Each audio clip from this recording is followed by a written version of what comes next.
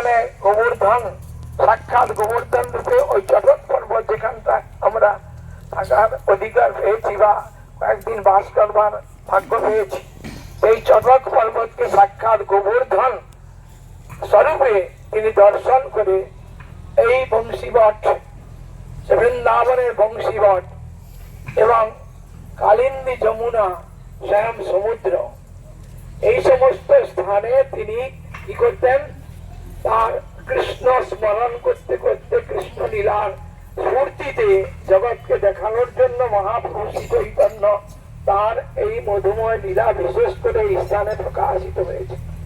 তিনি একদিন মহাভাবন্মত্ত হয়ে ছুটে এসে গদাধরকে বললেন, গদাধর তুমি এই স্থানে দেখো সুন্দর স্বয়ং কৃষ্ণের বিহারস্থলী, রাসস্থলী স্বরূপ এই উদ্যান কানন, এই স্থানে তুমি যদি কৃষ্ণকে পাও তাহলে কি তুমি তার সেবা করবে? সঙ্গে সঙ্গে বলতে বলতে গদাধরকে আর্তনাদ করতে করতে কৃষ্ণ কাহা কৃষ্ণ কাহা কৃষ্ণ বলতে বলতে এই স্থানের বালুকা, এই বাগান বাড়িতে যখন বালুকা শোনা নেন তখন সেই গোপীনাথ বিগ্রহ স্বয়ং প্রকাশিত হয়ে এই বিগ্রহ যে আমরা দর্শন করছি ওটা মানে বাগান বাড়ি, এই বিগ্রহের সেবা তিনি দিয়েছিলেন গদাধরকে। আদরের সঙ্গে প্রেমের সঙ্গে গদাধর স্বয়ং রাধা, তাই সেই গোপীনাথকে গদাধরকে নিত্য এখানে সেবা দিলেন, প্রতিদিন সেবা করেন। মহাপ্রভু তার সেবার সৌষ্ঠব জানবার জন্য কি করতেন, সেই গম্ভীরা থেকে নিত্যানন্দের সঙ্গে সংকীর্তন করতে করতে এই বালুকার রাস্তার উপর দিয়ে সমুদ্রের কোলে কোলে আসতেন। এসে এখানে গদাধরের সেবার সৌষ্ঠবতা, সেবার যে মাধুর্য তিনি আস্বাদন করতেন। কিরকম তা গদাধর কি করতেন, এই জঙ্গলেরই সমস্ত বন্যীয় শাক তুলে নিয়ে এবং কি করত, তেঁতুল পাতা, সামনে তেঁতুল গাছে কচি কচি পাতা নিয়ে শাক এবং কি করতেন অন্ন এবং তেঁতুল পাতার চাটনি করে গোপীনাথকে প্রতিদিন সেবা দিতেন। এক সময় স্বয়ং নিত্যানন্দ প্রভু কিছু সুগন্ধি চাল, গোবিন্দভোগ চাল এনে দিয়েছেন, তাই রান্না করেছেন গদাধর।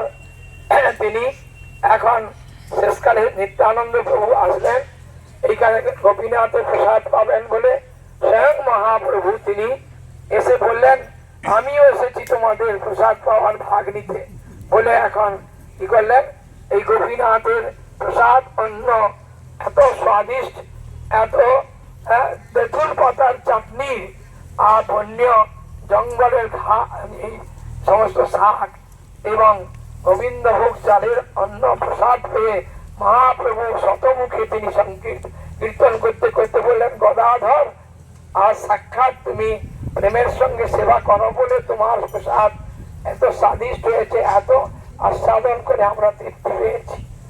এই স্থানে যেমন আমাদের কি করতেন, উন্মাদ ভাবে ছুটে আসতেন, সমুদ্রে কখনো ঝাঁপিয়ে পড়তেন, সমুদ্রে অতল তলে তলিয়ে যেতেন, কখনো জেলের জালে উঠতেন। যখন মহাপ্রভুকে খুঁজে না পেয়ে তিনি কি করতেন, চতুর্দিকে খুঁজতে খুঁজতে সমুদ্রের কোলে এসে দেখছেন যে এই জেলেটা মাছ মনে করে এই মহাপ্রভুকে অচৈতন্য অবস্থায় তুলে এনেছেন, সেইটি স্পর্শ করার সঙ্গে সঙ্গে সেও পাগলের মতো কি করে কৃষ্ণ কৃষ্ণ বলতে পা ছুটাছুটি করছে।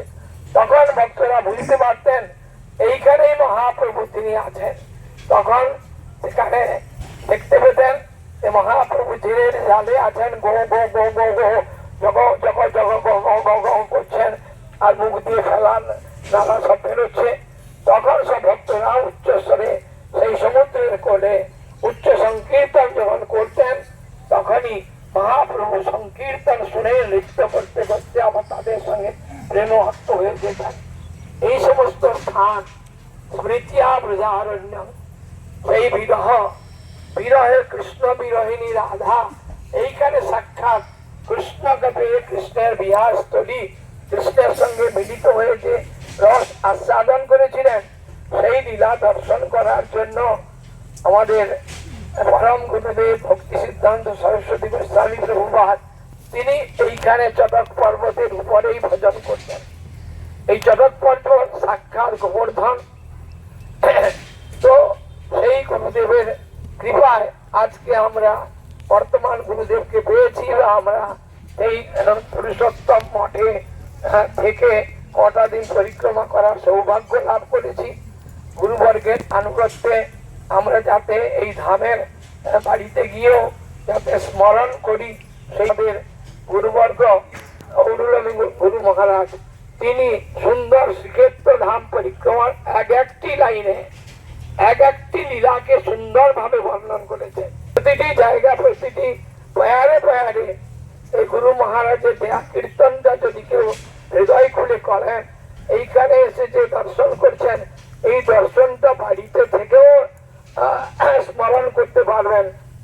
সেই জন্য আমাদের গুরুবর্গ তারা এই সমস্ত স্থানে এনে গুরু মহারাজ 3 মাস কাল এই পুরুষোত্তম ধামে কাটাতেন।